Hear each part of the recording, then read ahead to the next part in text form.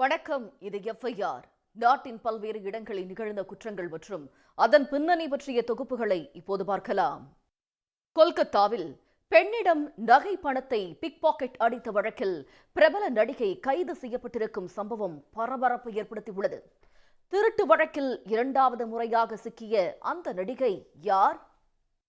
கோவை பேரூர் அருகே பழைய தங்க நகையை குறைந்த விலைக்கு விற்பதாக கூறி 50 லட்சம் ரூபாய் கொள்ளையடிக்கப்பட்ட வழக்கில் மேலும் 4 கைது செய்யப்பட்டிருக்கிறார்கள்.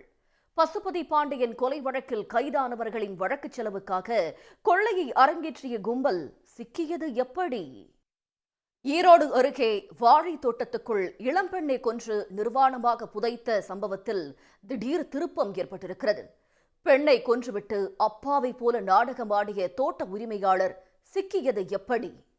திருத்தணி அருகே பத்திரை எழுத்தரின் வீட்டின் பூட்டை உடைத்து 100 சவரன் நகை, 2 கிலோ வெள்ளி, 1 லட்சம் ரூபாய் பணத்தை மர்ம நபர்கள் கொள்ளையடித்து சென்றிருக்கிறார்கள். நகையை கொள்ளையடித்துவிட்டு வீட்டில் அமர்ந்து மது அருந்துவிட்டு சாகசமாக தப்பிய கும்பல் சிக்குமா? மேட்டுப்பாளையத்தில் கார் ஓட்டுநர் காணாமல் போன வழக்கில் ஓராண்டுக்கு பிறகு திடுக்கிடும் திருப்பம் ஏற்பட்டிருக்கிறது. கார் ஓட்டுநர் எரித்து கொலை செய்யப்பட்டிருப்பதுடன் இதில் தந்தை மற்றும் 2 மகன்கள் கைது செய்யப்பட்டதன் பரபரப்பு பின்னணி என்ன?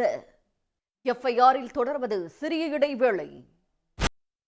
திருத்தணி அருகே காதலன் திருமணம் செய்ய மறுத்ததால் நர்சிங் மாணவி ஒருவர் உருக்கமாக கடிதம் எழுதி வைத்துவிட்டு தற்கொலை செய்து கொண்டுள்ளார். சடலத்தை வாங்க மறுத்து உறவினர்கள் நடத்திய போராட்டத்தால் பரபரப்பு ஏற்பட்டது. உறவினரான காதலன் திருமணத்திற்கு மறுத்தது ஏன்? திருச்சி அருகே நேர்முக தேர்வுக்கு செல்வதாக கூறிவிட்டு சென்ற முதுநிலை பட்டதாரி பெண் வனப்பகுதியில் எரிந்த நிலையில் சடலமாக மீட்கப்பட்ட வழக்கில் திடீர் திருப்பம் ஏற்பட்டுள்ளது. நேரலையில் காதலன் தற்கொலை செய்து கொண்ட மன உளைச்சலில் காதலியும் பெட்ரோல் ஊற்றி எரித்துக் கொண்டு உயிரை மாய்த்தாரா? உடன் எஃப்ஐஆர் நிறைவு பெறுகிறது. நன்றி, வணக்கம்.